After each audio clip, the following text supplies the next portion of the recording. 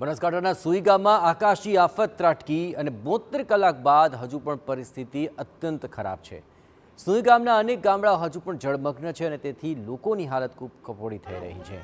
સુઈ ગામનું ભરડવા ગામ હાલ સંપર્ક વિહોણું છે। મોબાઈલ નેટવર્ક હજુ પણ બંધ છે। છેલ્લા 3 દિવસથી અનેક ગામોની સ્થિતિ અત્યંત ખરાબ થઈ રહી છે। અહીં શિવનગરના રહેવાસીઓ જાતે જ સામૂહિક આરોગ્ય કેન્દ્ર પહોંચ્યા। સ્થાનિકોએ જમવાની કે પાણીની કોઈ વ્યવસ્થા ન કરાઈ હોવાનો આક્ષેપ લગાવ્યો છે। આ સ્થાનિકોએ રોષ વ્યક્ત કરતા કહ્યું કે અહીં 2015 કરતાં પણ વધારે ખરાબ પરિસ્થિતિ છે। જો તંત્ર કામગીરી નહીં કરે તો વિષમ પરિસ્થિતિ સર્જાશે।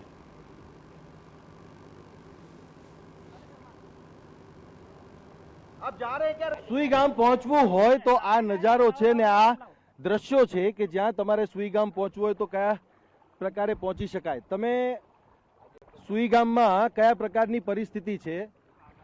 અમારી પરિસ્થિતિ વાત જ જવા દો, પણ માણસ બચાયા। ત્યાં ટ્રેક્ટર પલટી મારી ગયું હતું હમણાં પાણીમાં, 10 માણસોને બચાવીને આવ્યા છો અને પાણી તો એટલે છે। દેખો પરિસ્થિતિ વાત જ જવા દો, અંદરની એવી ભયંકર પરિસ્થિતિ છે ને કે નથી પશુને ખાવા કે નથી માણસને કોઈ ખાવા, આ ભૂખે મરે। બહાર આવવું હોય તો આ પ્રકારે બહાર આવવું હોય તો બિલકુલ આમ જો તરતા આવડતું હોય તો આવી જાય ને કે આ હોડિયાના સહારે, બાકી નથી આવી શકાતું।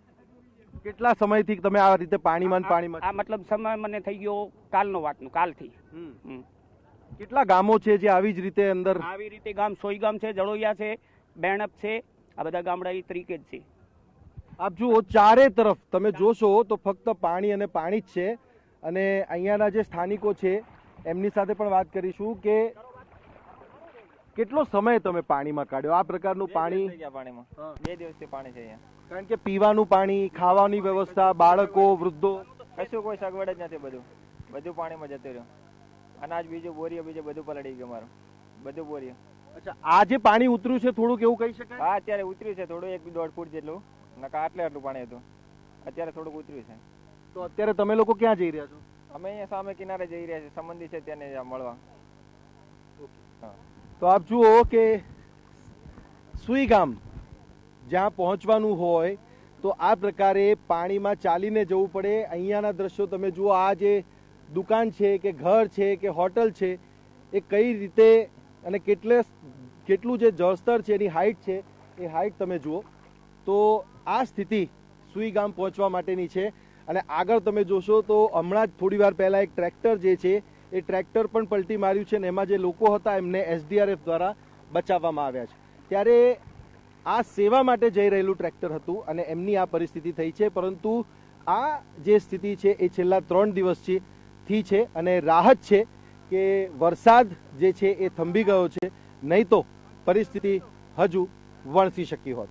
કેમેરામેન અરવિંદ સોલંકી સાથે સચિન પાટીલ, TV9 સુઈ ગામ। આ દ્રશ્યો પરથી સુઈ ગામની પરિસ્થિતિનો સ્પષ્ટ ચિતાર આપને આવી શકે તેમ છે, કારણ કે કમર સમાણા પાણી છે। ઠેર ઠેર આવા પાણી ભરાયેલા હોવાથી લોકો મુશ્કેલીનો સામનો કરી રહ્યા છે। અહીં જનજીવન ખોરવાઈ ચૂક્યું છે અને લોકો પોતાની બચેલી જે ઘર સામગ્રી છે તે લઈને સ્થળાંતર કરવા મજબૂર બન્યા છે।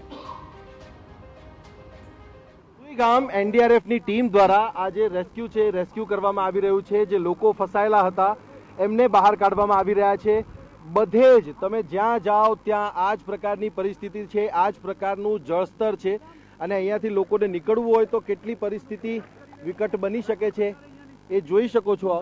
અને હજી આગળ આ જે ST બસ છે એ ST બસ પણ આપણને દેખાઈ રહી છે કે એ છેલ્લા 2 દિવસથી અહીંયા બંધ પડી છે, સ્વચ્છ, સલામત અને સમયબદ્ધ। પરંતુ અત્યારે વરસાદને કારણે કોઈ પણ પ્રકારની જે સલામતી છે એ સલામતી નથી। આ બસ અહીંયા પહોંચાડવા માટે લોકોને જરૂર આવી હશે, પરંતુ અહીંયાથી એ આગળ જઈ શકી નથી।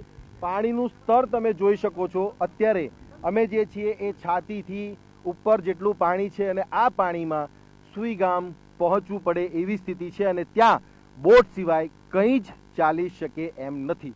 આ સ્થિતિ છે સુઈ ગામની છેલ્લા 3 દિવસથી। વરસાદ બંધ થયો છે એના કારણે રાહત છે, નહીં તો ઉપરથી આસમાની આફત અને નીચે દરિયો જ દરિયો। કેમેરામેન અરવિંદ સોલંકી સાથે સચિન પાટીલ, TV9 સુઈ ગામ।